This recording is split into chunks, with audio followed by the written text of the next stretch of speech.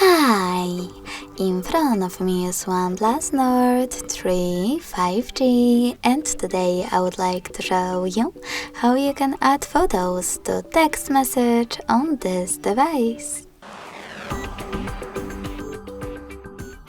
First of all, you need to access Messages app and select one of your chats. Then click on this icon with a camera and the photo at the bottom left corner. Finally, just click on your photos that you wish to add or select Gallery section. Click on them over here or tap on Folders after Gallery and just hold one of your photos that you wish to add. Lastly, tap on Select at the top right corner.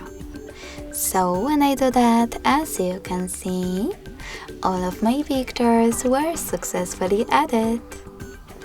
Thanks so much for watching. If you enjoyed this video, don't forget to leave a like, comment and subscribe. Bye!